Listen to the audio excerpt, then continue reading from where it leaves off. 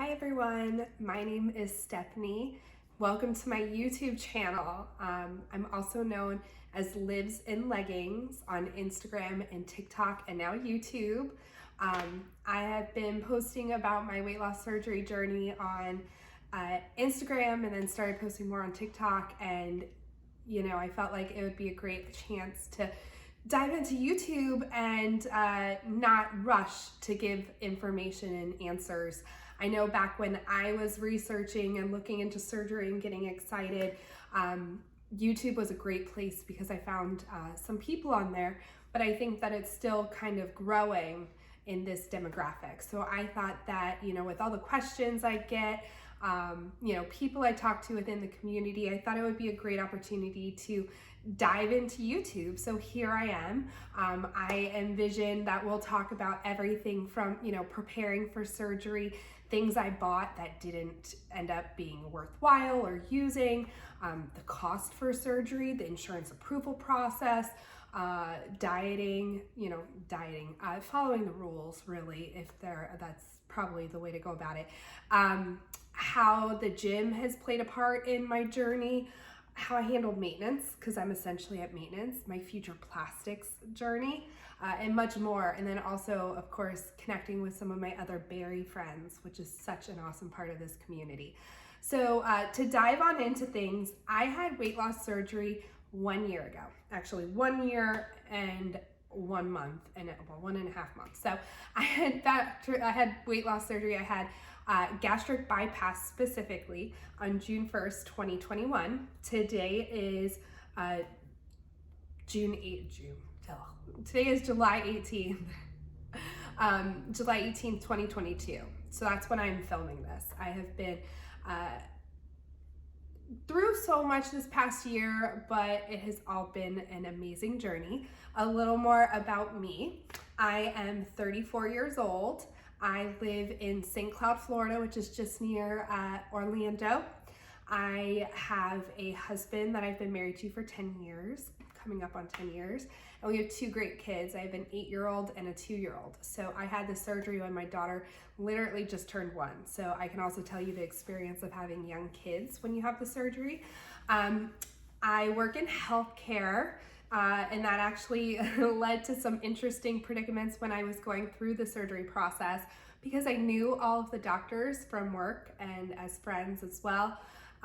So that was interesting, and I'll definitely share more about that. Before I go into kind of some other stuff, I've figured I'd give you a little more info about my weight history. So I did not spend all my life overweight, but I did start packing on. I did start steadily gaining weight actually after I met my husband. I realized that the way to his heart was through his stomach. That old adage says, and then, you're in the honeymoon phase and you're happy. We did a lot around eating, became a little less active. And then over time, it just kind of crept up. So I didn't grow up with any weight issues, I'm a millennial, elder millennial. So I, grew up with my mom, wanting stuff to be low fat or, worried about sugar. I think some of the generational things that a lot of us have inherited, like the whole concept of a bikini body. Hopefully with my kids, that's going to be out the window. So, there were some ideas of what you should look like if you're going to wear certain things, or, things like that impacted me.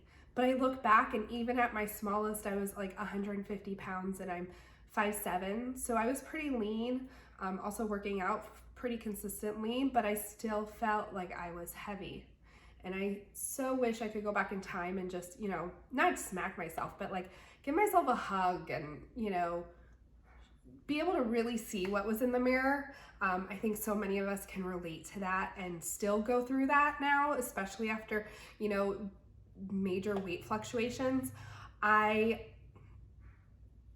like I said, at my strongest and like fittest, because I didn't consistently weigh myself. I don't know what I weighed in middle school. I don't know what I weighed until my senior year of high school and freshman year of college. That was when I was about 150.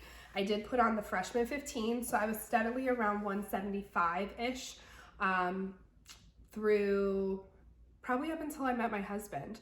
Right around then, I was still, I was a size 14, and I felt like I was bigger, like I felt like I was curvier. Back then it was kind of hard to sometimes find certain sizes, like a 14, 16 in a lot of stores. Dating, I felt insecure. Again, looking back, I don't know why. You know, that's how a lot of bodies are. But then once I met my husband, I did start to put on weight. We went through a stressful time right after we got married where he was sick and in the hospital. So I was eating a lot of fast food, didn't really have time to do anything other than, you know, be there and take care of him and take care of myself and our dogs, or trying the bare minimum. And then I had my son. I had my son, who is now 8.5. I had him, and I nursed. Breastfeeding for me has always made it kind of really hard to lose weight, but also made it kind of retain as well. So I was so hungry. I was never one of those people who could lose weight while breastfeeding, which I find is actually really common. There are a lot of us like that. And then, you know, basically from that time to when I had my daughter, my weight kind of went up and down. I have ADHD, which I got diagnosed as an adult. So I started taking an ADHD medication, and that actually really helped with my appetite. And so I got maybe back down to 190 after starting that medicine, probably from about 220. But, you know, you stop taking it and you gain it back. And that's kind of been the trend. My husband and I had, you know, a period where we followed this diet where you start out vegetarian and then slowly introduce things back in, and you start with cardio and then you kind of branch out. And I was able to get back down to about 190 again without my ADHD medicine and just through that exercise and diet. But you know, something happens. I got plantar fasciitis and my feet were killing me and I couldn't go work out. And then, you know, you want that comfort food item, or you can't work out. And then, you know, I also used food as a coping mechanism. It brought me comfort. It brought me joy. It was a entertainment option. You know, so I just kept eating. Then came COVID. I was pregnant. I started the pregnancy at 2:30, and I think I ended it around there as well, but then nursing. And I had my daughter in May of 2020. So things were still kind of fishy around COVID, lockdown, that sort of thing. We didn't feel safe going many places with a newborn at home, especially not to the gym. And I know that, yeah, you can always work out at home, but for me, I need that separation. I need to get out for myself to be active. And so my husband and I, what we would do was we'd call restaurants and order food to go, and we'd just go sit in the car and eat. And that would be like our date. My mom would watch our daughter and son, and that would be our thing. So we would just eat a lot. And at that point, I could consume a large volume. And I just was always hungry, of course, with nursing. And then by the time my weight got up to about 260, for 5'7", that is a 40 BMI, I realized that I was kind of at a point where I felt like I had no chance of losing that much weight on my own. The idea of potentially being able to lose 100 pounds after the constant yo-yoing up and down, you know, life happening, I felt like I wasn't going to be able to do that on my own, because I mean, the reality is a lot of people can't. I hadn't been successful so far. I looked into weight loss surgery after I saw, you know, a friend had it, and it really started to make me think about it more. And then once I did some research, I realized that, you know, weight loss surgery is the proven effective method. The idea is that it stops the yo-yoing. It helps rewrite your lifestyle, and it gives you that chance to be successful. And it is medically proven to be effective, the most effective way to lose weight. And it just kind of snapped, like something clicked in my head, like, oh, I qualify. I am justified by thinking about it. It gave me hope, actually. That was the thing. I realized that, I felt so lost with the idea of trying to lose 100 pounds on my own that I felt like I was never going to get there. I was really trying to embrace my body as where it was, just because I couldn't see it happening, because it had failed so many times. And, it's hard to limit your calories when you have a stomach that's already consuming so much. And then bariatric surgery came along. I mean, it's been around, but, just actually realizing that I was a good candidate and it was a good option for me, and it would help reset everything. Just, it was such a nice thing to realize that there was hope. It made me feel like I had a chance, that I could be successful. I used to remember that like you'd see someone on TikTok who's like, oh, watch me, change in a year. And I was like, oh my God, could that be me? Could that be me? Obviously, I wasn't just focused on the numbers. I wasn't just focused on, being skinny. At that time, at my heaviest, I was 269. I was experiencing constant back pain. I had no energy. I had really bad heartburn frequently, probably because of the overeating and everything I was eating. I couldn't sleep well. I, had no stamina. I worried about, my health in general. My cholesterol was always high. I would walk by a window and catch my reflection and couldn't recognize myself. Like there was this disassociation there. And I dreaded going out. Like I hated having to get ready and go anywhere because I never felt good about the way I looked. I'd buy stuff from Torrid. I've always been into makeup, so I always had my hair and makeup done. I had cute clothes, but I still never felt good. I just never felt like myself. So yeah, for me, that was why I chose weight loss surgery.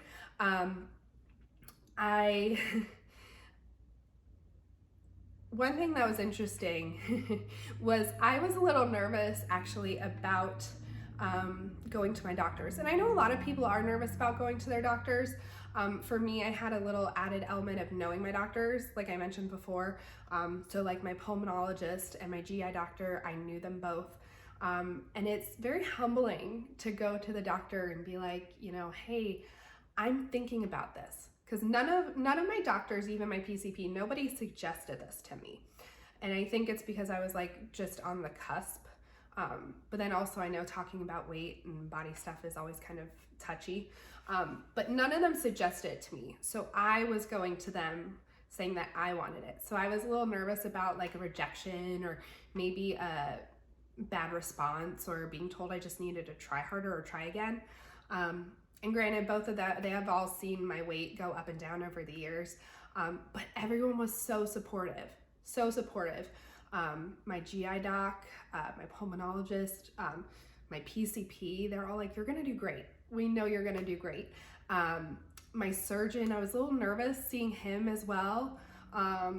But he was like, you're making a great choice, And looking back on it and now thinking about it, it is a brave choice because technically you're choosing to do this. You're choosing to make this major change. But yeah, that's how it started out, and all of them were supportive. I'll definitely touch base on the pre-op process and things like that later on in another video. So just as an FYI, I will tell you more a little bit about the timeline. So I had my daughter in May 2020, and then I started really looking into surgery at the end of the year, so December 2020. And I had my first appointment with the surgeon's office with one of the nurse practitioners about a consult in the end of January 2021. I had to get a few clearances, which I'll go in more in depth in another video, which are pretty standard for bariatric surgery. And I was done with everything at the end of April. The office had a little clerical issues, some staff turnover, things like that. So I kind of had to stay on top of it. I probably could have had my surgery in May, but I did end up having my surgery in June, so June 1st, 2021. So it was about a 5-month process. Could have been a little shorter. I know some people have longer monitoring processes, so for me it wasn't bad. I took that time to really get my head on straight, come to terms with, you know, the changes and things that are going to be required of me. I started therapy, which I think is so important because so many of the issues around food are emotional. And it is such a struggle after surgery when you can't use your previous coping mechanism. So I always strongly encourage therapy. And for me, that really helped. I had my surgery, went off great without a hitch. Recovery was so good for me. I was walking laps that night at the hospital. I stayed overnight, walked out of the hospital the next day, started walking a mile plus at my house, and returned to work remotely about 6 days after my surgery. Things that are interesting after weight loss surgery, you know, in a lot of the Facebook groups, a lot of people say like, I'm not losing fast enough, things like that. I didn't lose much in a pre-op liquid diet. And then, you know, immediately I didn't like come home a bunch lighter. I did frequently weigh myself, but it took a little bit for the weight to start falling off. But I felt good. I noticed I was sleeping better. I, you know, initially had a hard time with the protein goals, but I started focusing on the fluid goals to ensure I didn't get dehydrated. And I was able to take my vitamins, you know, successfully progress from each stage. I had my first salad at 6 weeks, spinach though, you know, keeping it green and soft. But I literally had no issues. The struggles that I started to have were when I took bites of food. So even though you practice and prepare and know it's different when you're cutting it up and can visually see the size versus when you take a bite. And for me, that was a big struggle and adjustment post-op. You know, I just remember like I'd have a summer roll, which, you know, it's shrimp and veggies and things that I was able to eat, but I'd take a bite and I would just immediately feel sick. So the keys are, you know, small bites, chew, chew, chew, you know, no drinking after for 30 minutes. I had no problems with that. I started practicing that before surgery. You know, I adjusted. I went out and I packed snacks if I was going anywhere. I made sure to always have water, protein shakes on me, things like that. It wasn't bad. I never felt like I was missing out. I was always able to find something wherever I went with friends, work, etc. Some things that normally come up post-op, like, did I tell anyone? So I told my immediate family, who were all close and supportive, lived with me. I told my in-laws. I didn't post it on Facebook. I tell my coworkers. I had an easier time telling people face to face. I didn't do like a big general announcement on Facebook. I did start talking about it on Instagram, but I just needed time. For me, I compare it to like naming a baby. If you haven't had children yet, FYI, if you decide on a name, save it, keep it quiet until after the baby is born. Before the baby is born, everyone thinks that it's not final and that they can change your mind. And the same is like that for bariatric surgery. And I've seen that on like Facebook groups, support groups, things like that. You know, people feel like they can get you to change your mind. So I figured I'd just take that out of the equation and not really tell anyone that was not supportive, that I would not have, you know, talked to about it anyways. I did start posting about it on Instagram, and then maybe closer to a year I posted on Facebook. That's just because I'm also kind of awkward in the way, like, hey, big announcement. That's not me. So I felt comfortable doing it later when I went to an event.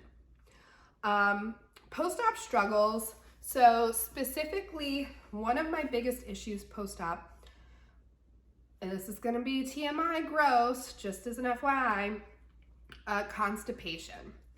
Constipation is something that so many people deal with, because think about it, you're going from being able to chug, water to having to sip all day.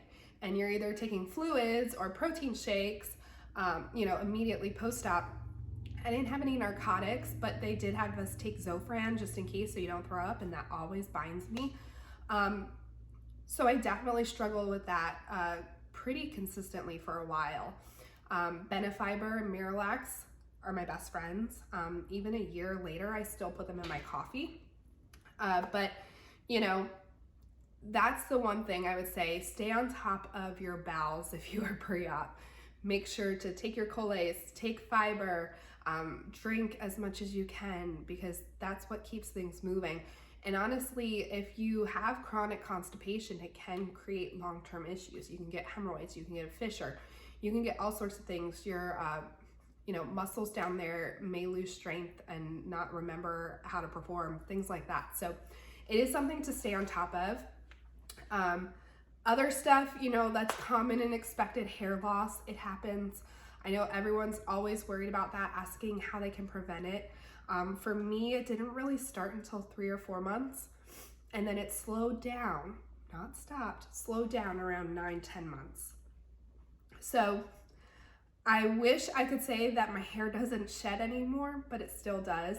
I've always been good about protein. I've always been good about vitamins, staying hydrated. I actually take collagen every day as well. Use biotin shampoo, but it is what it is.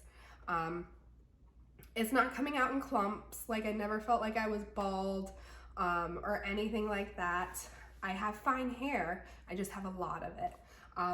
So like now if I wash my hair, I'll get like a little bit, put my hands through my hair, I'll get some strands, but unfortunately for me, there's been nothing that works. Some other stuff, loose skin. Skin's always a big concern. I feel like I definitely have some. So like I've got like definitely here, I'll back up. I have like this tire right here, the spare tire, from my pregnancies, from my weight going up and down, and it just hangs all the way around. But you know what? I would rather have that than what I had before. And my thought is, and I know this is a privileged thought, I want to put that out there. I know that this is privileged, but I can get it cut off. I already have plastic scheduled, but for me, I'd much rather have the chance to have loose skin removed. I understand I was also fortunate in the way that my body the weight was distributed. I know that there are some people who were like almost proportionate everywhere and struggle with loose skin. Most of my weight went to my midsection. So yeah, there's like a little bit on my thighs that I'm not like the happiest with. But there's also some things you can do. You can try to, build more muscle to help fill it out. But for me, it's not a big deal. It's not a deal breaker. It's so worth it. And no matter what, it's better than what it was before. Another thing that was a struggle is clothes and body image. So I still to this day struggle with dressing my current body. When I was larger, I used to wear a lot of flowier things. So actually, as I was losing weight, I was able to still wear them and pass them off as things being okay. And the same happened in reverse. When I gained weight, I could still wear it. But essentially finding your new size, my belly makes it really awkward to wear certain things. I look like I got a front butt, is what I call it, a front butt, when I wear certain pants. So I don't wear them. I will also go shopping and then come home and my husband's like, that's a little big, or I'll send a picture while I'm at the mall. But it's a journey. It's trying to recognize yourself for how you look and how you actually are today. But once you find things that fit and you find your right size, it is so rewarding to feel really good about yourself. I have much more success shopping now than I did before. I may be starting to like it. I don't know. We'll see. I loved it when I was a teenager, but it's been a long time since I liked shopping. Check back in with me after I have my plastics. Some other things. So what do I eat? Like, what have I been eating? So my program gave us guidelines because we had to meet with a dietitian, and they provide support, and they kind of tell you beyond the stages of your prescribed diet post-op, because that's what it is then. You know, it's for your medical safety and healing. Beyond that, they give certain guidelines. You know, eat the protein first. Aim for a certain amount of protein per day.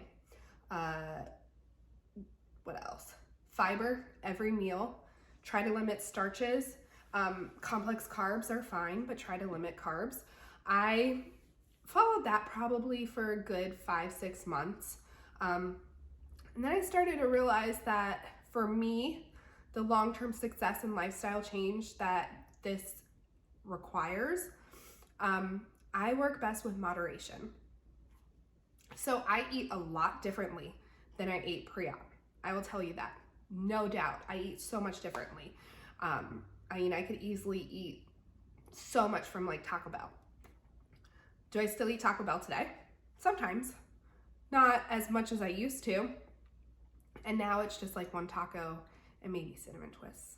You know, it's not anywhere near the volume, calories, fried food as it was before. So I think that that has really helped me find balance. Will I have a cookie? Yeah, I'll have a cookie.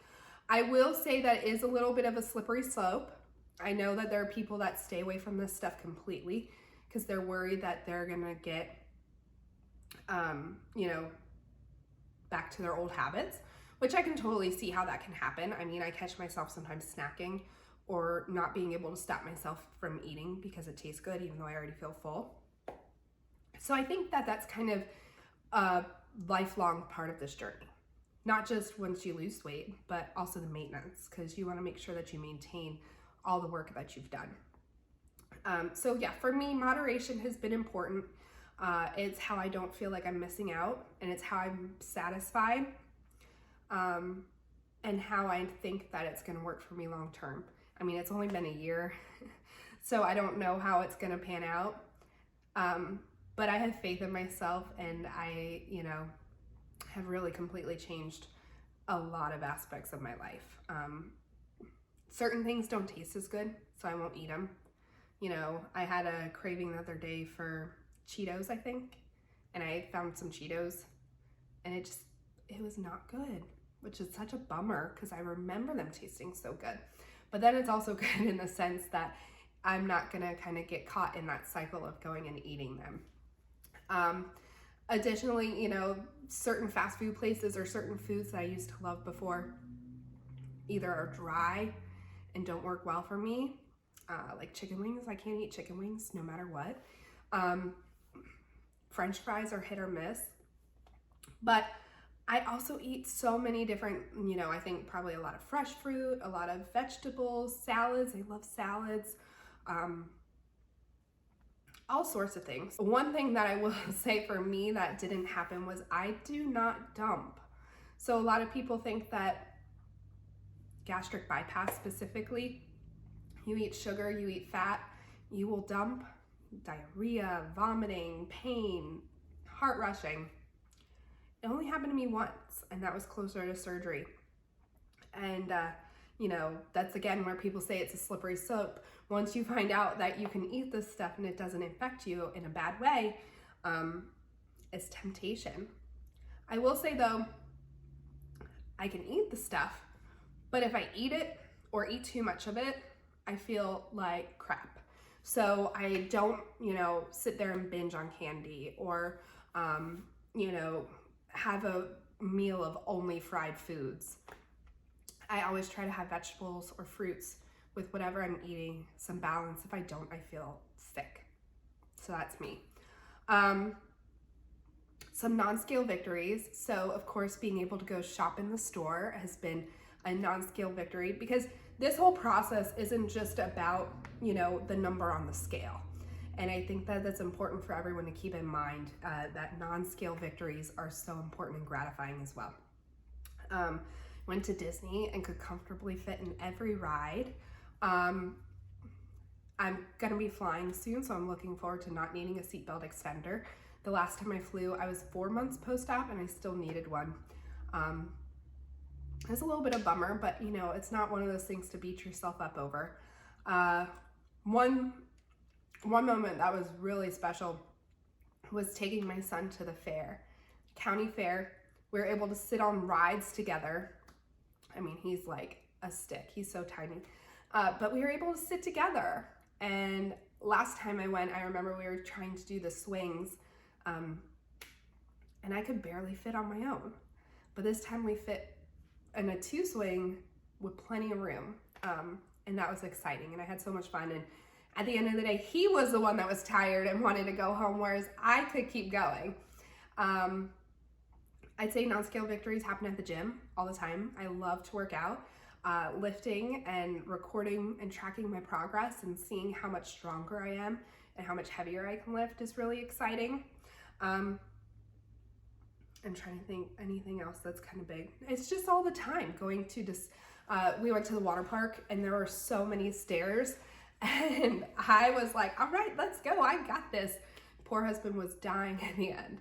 You know, I think that I love the physical and like ability things that have changed.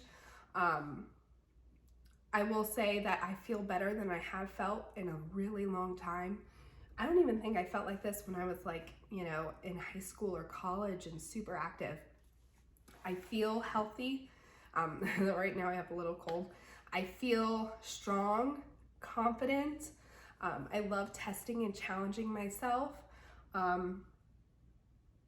Pain has decreased so much. Haven't had any issues with plantar fasciitis. My low back, I know that it starts to hurt if I've been immobile. So like if I've been sick or the kids have been sick and I haven't been able to get up and be as active as I was before, then I start to feel it. I've kind of come to rely on the gym for my mental health. Of course, I still take medication and do other stuff, but I notice a big difference when I don't go to the gym. It's like my me time. I sleep well. I don't have heartburn. You know, all these things that were a big issue beforehand have kind of really resolved themselves. I mean, my asthma has not been an issue. I haven't had to use my inhaler. I no longer have a CPAP, all sorts of things. Oh, and I never mentioned it, but right now I have officially lost 100 pounds. So, you know, I did do it. I did it. And I think the big question that people always want to know is, do you have any regrets? Do I have any regrets? I see a lot of people that are always pre-op and kind of nervous or cancel because they felt like they got a sign or they felt like they didn't try hard enough. I say no. I have never once regretted this. I've had a really good experience post-op, but I have never regretted choosing weight loss surgery. I regret not being as open about it when it happened, but I am here now shouting from the rooftops that I had weight loss surgery. Whenever I haven't seen anyone for a while and they're like, wow, you look great, or things like that, you know, I'll tell them, yeah, oh yeah, you know, I had weight loss surgery and have been, you know, working hard. Anyone comments or messages me, I share because I want this to be attainable. I don't want there to be the stigma. I don't want to keep it secret. I don't want people to feel like they're not working hard enough, because that's how I always felt. Like, you know, I'd see someone who suddenly lost a bunch of weight. I always be like, oh man, they did it now too. It's me. I'm the problem. I don't have the willpower. I don't have the determination. I'm a failure. But with this tool, of weight loss surgery, it becomes possible. And I want people to know that it's not as scary. There's no reason for judgment. You know, you take antidepressants if you're depressed. You take high blood pressure medication if you've got high blood pressure. If you're obese and struggling to lose weight and having, you know, chronic conditions or things that may impact your life, there's weight loss surgery. Obviously, not everyone's going to be a good candidate, but for me, I want to share it as a way to show that my results are attainable. I'm not special. I am not special. I did not do something special that made it possible for me where it's not possible for anyone else. I had this tool and it helped me. So that, I think, is one thing that I want to make clear and share when I have like my Instagram or TikTok or things like that. I'm always glad to talk to people about it in person, online, that sort of thing. And I have not once regretted this. It is the best decision I have made. I feel like I have my life back again. I feel like I'm myself again. I feel great and happy. My relationship's strong. You know, I have zero regrets, and I love sharing my experience because of that. That's not to say that there aren't risks involved. I know quite a few people who have had complications or issues post-op. Happens with any surgery. It can also happen without the surgery. You know, COVID really opened my eyes because I was considered at risk for being obese. And the reality is, you know, who knows what would happen if I didn't take this route. And I think that's always a good reminder of, you know, what could happen if you don't make any changes. Now, I will say that there's just so many benefits for me. I'm not focusing on numbers. I'm not focusing on, you know, the scale, measurements, calories, things like that. I just focus on how I feel. And I think that is a really important aspect. And, you know, you got to do whatever you can to make sure you feel good and happy. I'm going to end it there. This is a really long video. I hope that answers some of your questions, tells you a little more about me. Please leave a comment if, you know, you had any questions, anything resonates, if there's anything you'd like me to talk about. I am here and I look forward to making more videos for you guys. Thank you for watching.